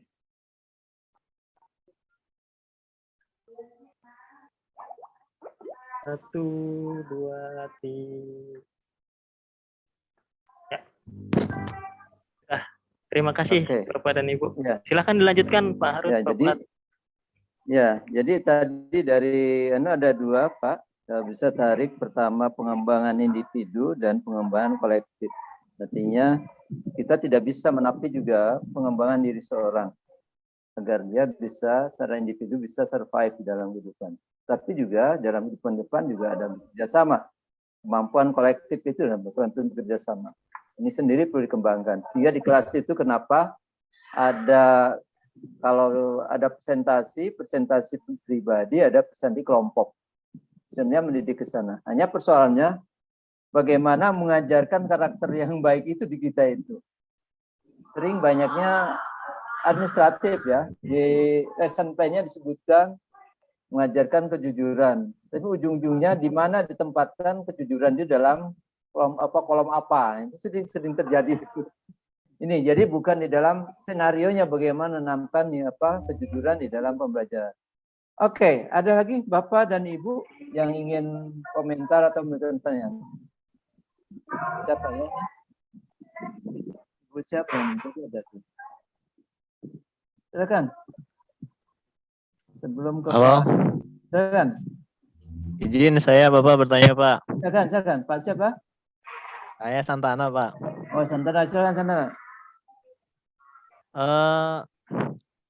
Pak Harun tadi dari Pak Agus juga saya dapat beberapa ini tentang karismatik dan idola contoh gitu ya bagi murid gitu. Ini yang banyak kan orang apa dibilang guru killer lah, guru BP terutama ya, guru padahal mengajarkan kejujuran tapi tidak menjadi contoh gitu ya. Orang malah pada takut, bukan menjadi karismatik. Nah, ini pertanyaan saya itu bagaimana menanamkan guru itu supaya tegas tapi jadi contoh gitu bagi murid. Kalau gurunya sudah jadi contoh, insya Allah muridnya juga bakalan jadi ikut juga gitu, menjadi karakter kayak gurunya gitu, Bapak. Menurut Bapak bagaimana tanggapan Bapak sekalian? Terima kasih. Makasih. Silakan Pak Arun. Jadi tegas dan ini tegas dan contohnya dua sisi. Jadi posisi saya di sekolah saya itu, saya guru BK, saya kepala asrama, saya yang membangunkan anak-anak dan menyuruh tidur anak-anak. Jadi aturan itu saya yang harus menegakkan karena posisi ini.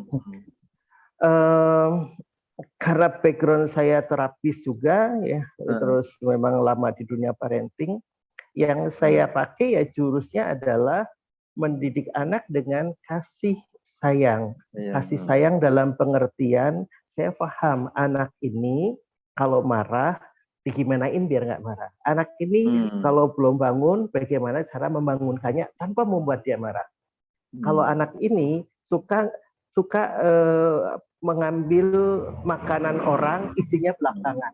Bagaimana saya menegur dia tanpa dia membuat dia marah. Nah, yang saya pakai adalah tadi, saya menganggap mereka adalah anak saya dan menganggap anak itu kalimat yang biasa, tapi harus ada rasa begitu. Harus ada rasa. Jadi sehingga ketika kita marah sekalipun, anak-anak tuh tahu kita marah karena sayang ke mereka. Kadang-kadang anak kalau dimarahi itu jadi benci ke kita. Nah, bagaimana caranya?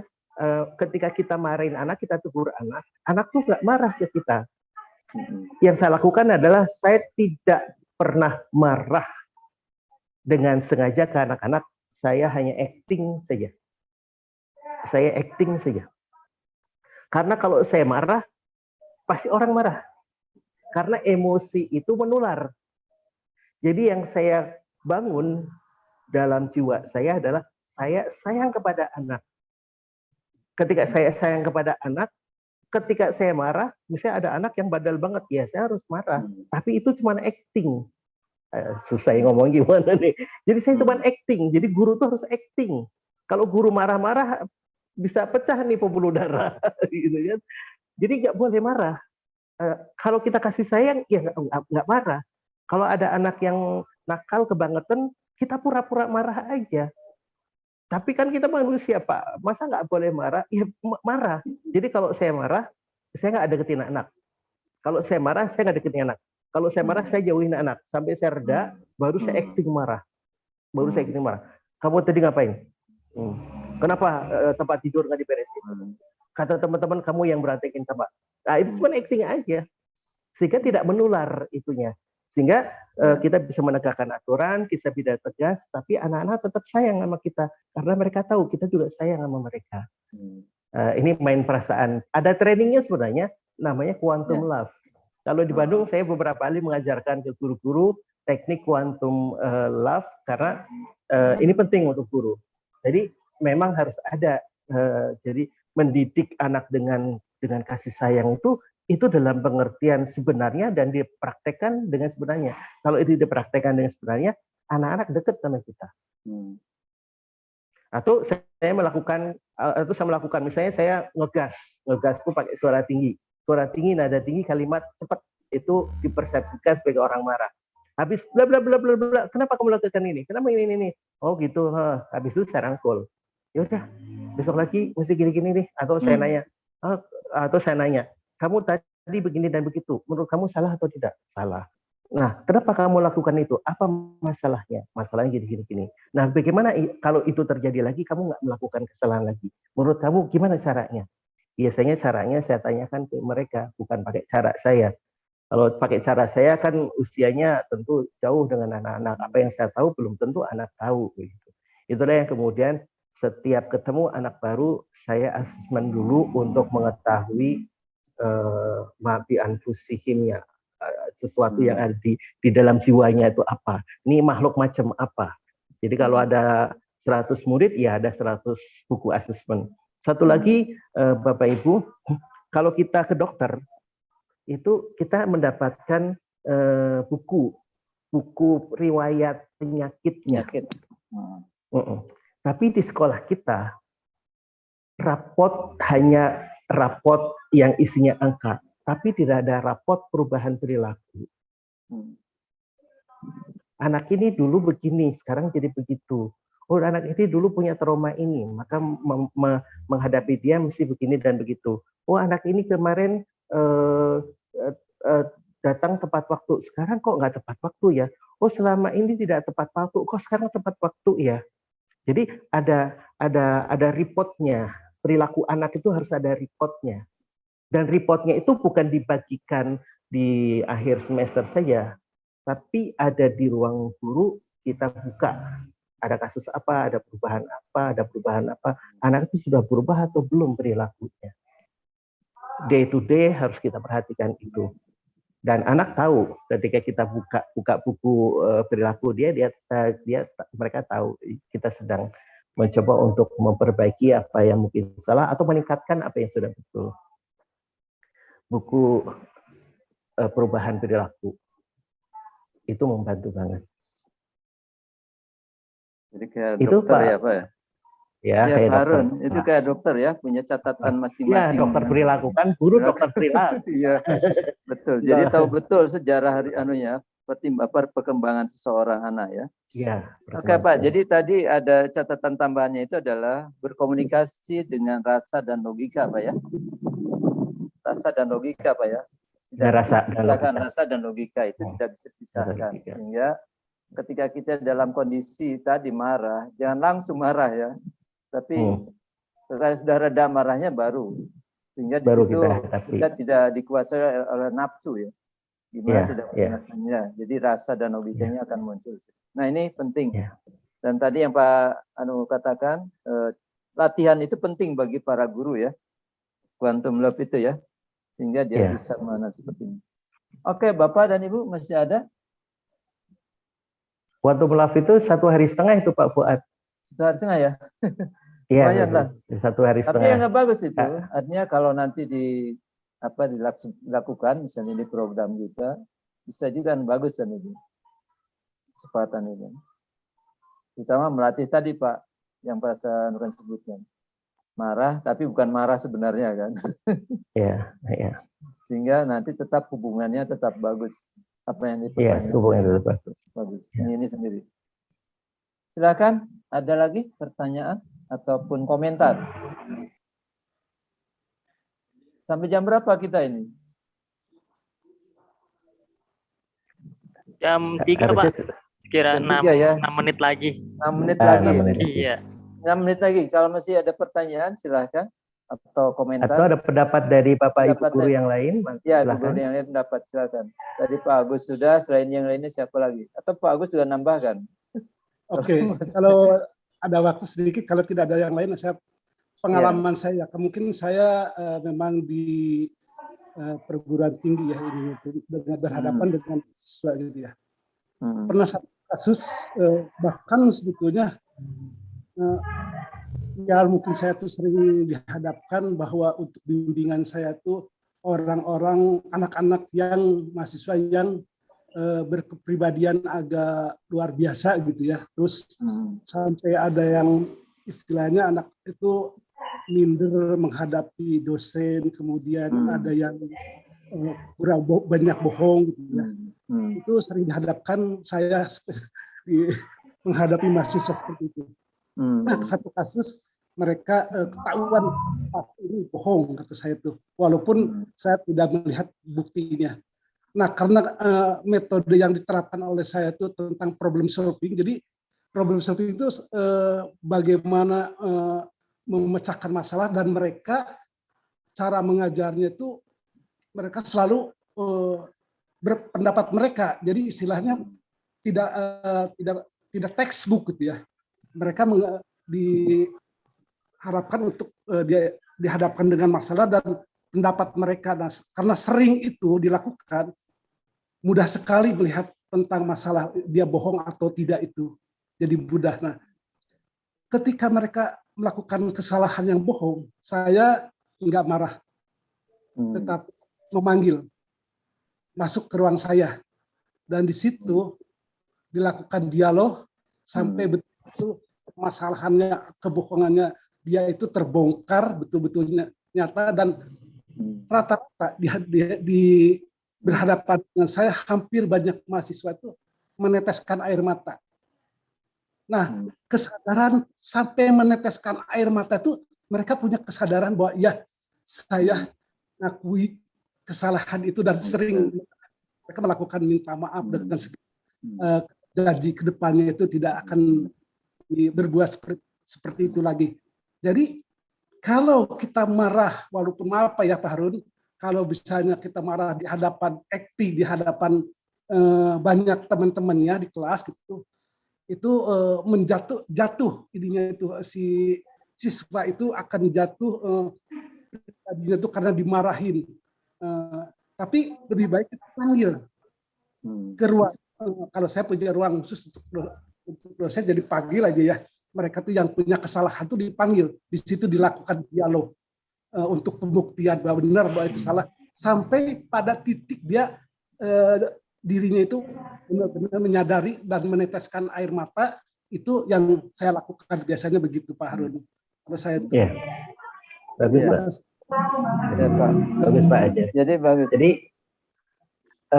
Pak Agus, saya setuju dengan cara seperti itu, dan setiap guru pendidik nampaknya sekarang mau tidak mau harus belajar teknik coaching.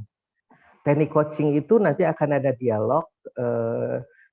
Masalahnya murid bukan kita yang menyelesaikan, masalah siswa ya biar siswa yang menyelesaikan. Kita cuma membimbing aja, kita cuma mengarahkan saja.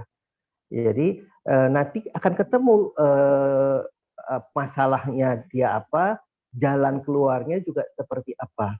Jadi walaupun kita bukan guru BK, di era sekarang sangat bagus kalau kita melengkapi keterampilan kita, kompetensi kita dengan skill coaching, counseling, bahkan mungkin terapi. Mungkin terapi juga perlu kita lakukan. Terapi dengan ilmu psikologis praktis itu banyak sekali. Di YouTube banyak sekali teknik-tekniknya, termasuk tadi yang disampaikan Pak Agus tentang anak yang bohong. Karena pada dasarnya orang nggak mau bohong. Ketika dia berbohong berarti ada suatu masalah yang belum bisa dia selesaikan. Nah, kita bantu menyelesaikan masalah dia dengan coaching. Bukan kita yang menyelesaikan, kita membimbing, dan biar nanti dia akan menemukan caranya sendiri untuk menyelesaikan masalah. Masalah kita sebenarnya kita bisa menyelesaikan. Cuman kadang-kadang coaching itu kan memberikan alternatif saja. Kenapa kamu misalnya hafalan Qur'annya susah? Mungkin caranya kali yang harus dirubah. Coba pakai cara ini. Coba tanya ke temannya. Bukan kita langsung caranya gini. Karena bisa jadi kan cara belajar kita dengan dia berbeda. Selama ini saya menggunakan teknik coaching, dan tentu ketika marah itu tidak di depan teman-temannya. Karena anak zaman sekarang itu adalah anak yang ingin sekali dihargai. Kalau dimarahi di depan umum, itu bisa jadi trauma. Kita panggil aja ke ruangan. Nah, di situ yang kita acting lah, itu Pak Fuad. Bagus. Jadi bukan di depan orang banyak ya. Iya, enggak. Saya nanti luka batin ya. Saya berbahagia sekali ya. Hampir 100% mahasiswa yang kena kasus tadi itu di akhir sidang itu saya menurut data itu 100% mereka punya nilai terbaik gitu ya, baik itu dengan nilai A gitu ya, itu gitu. Dan itu yang membahagiakan kita ketika kita membimbing mereka itu berubah. Kalau mencapai itu bisa mencapai kesadaran itu, dan mereka benar-benar yang tadinya banyak problem kasus segala macam, tapi kalau sidang kan itu buktinya penyidakan dari berbagai banyak penilaian dosen yang lain. Tapi kalau mereka mendapatkan terbaik, itu kebahagiaan buat kita setelah kita berjuang bagaimana mereka itu balikan supaya kesadaran. Itu kadang-kadang yang punya kasus ini malah bagus, karena kalau tidak dihadapkan dengan kasus itu mungkin mereka tidak sadar. Tetap aja berbuat. Ketika kita panggil, mereka berubah, dan hampir bukan 99%, hampir yang dibimbing saya itu 100% punya nilai A waktu sidang. Itu yang kebahagiaan kita seorang pendidik yang Bagus. Itu bagian share yang berharga sekali. Kalau nanti Bapak dan Ibu guru yang lainnya bisa menemukan pengalaman, bisa dikumpulkan menjadi karya bersama, kemudian bisa dibagi, di-sharekan pada pihak lain sesuai dengan kondisi yang berbeda. Lagi-lagi catatannya adalah berkomunikasi dengan rasa dan logika menjadi persoalan penting. Setiap orang, generasi apapun, Pak Harun, mau generasi Z atau kalau dimarahi depan orang banyak akan marah, Pak. Jadi itulah umumnya. Sehingga gimana menghargai seseorang itu sehingga tidak memarahi depan publik, tapi secara individu. Insya Allah dalam itu bisa. Nah, ini juga menjadi dasar. Nah, barangkali itu saja yang kan. Jadi banyak hal yang berharga teman ini, dan mungkin nanti kita bisa mendiskusikan lagi kalau ada yang kelanjutannya, isu-isu apa ya, Pak Harun ya. Kalau memang misalnya kita membicarakan tadi kayak apa namanya, love ini apa namanya? Quantum love mungkin juga bisa ke depan kita berbicara sehingga bagaimana berbagi pengalaman menerapkan itu. Kalau tidak ada, kalau memang udah habis waktunya, udah habis ya, kita tutup dengan doa kafaratul majlis. Subhanakallahumma wa bihamdika.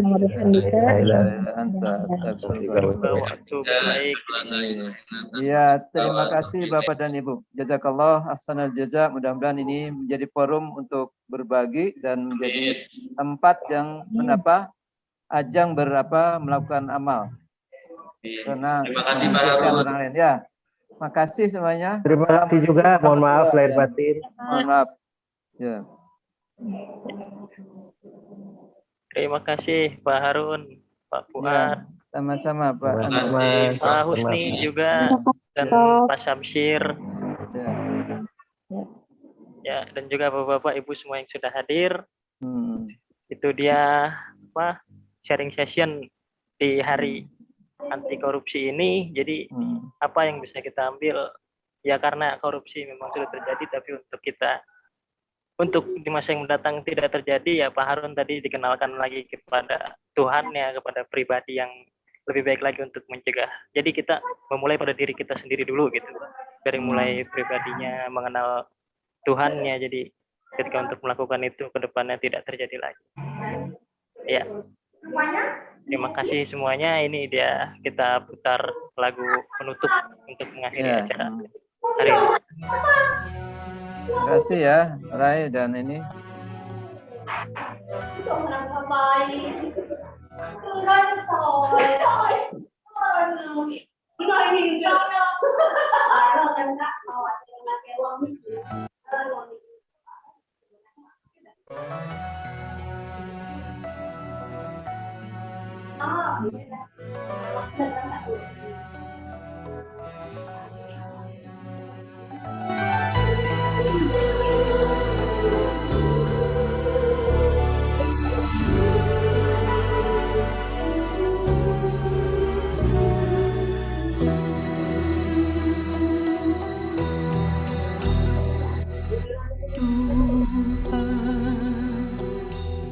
Tempat aku berteduh, di mana aku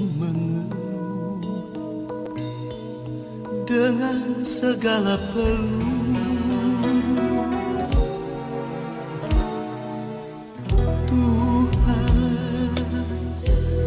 Tuhan yang Maha Esa, tempat aku memuja dengan segala doa. Aku jauh, engkau jauh, aku dekat, engkau dekat. Hati adalah cermin, tempat pahala dan dosa bertarung.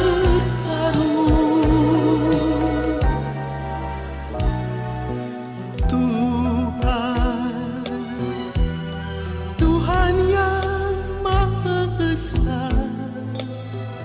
tempat aku memuja dengan segala doa.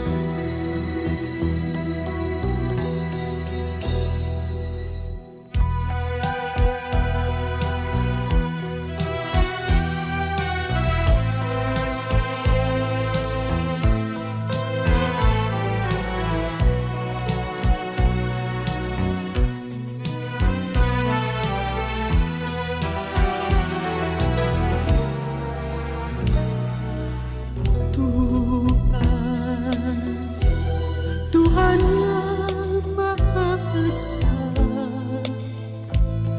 tempat aku memuja dengan segala doa. Aku jauh, engkau jauh, aku dekat, engkau dekat. Hati adalah cermin, tempat pahala dan dosa bertarung.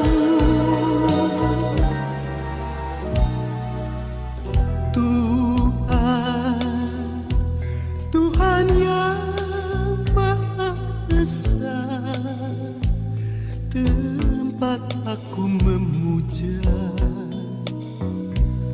dengan segala doa.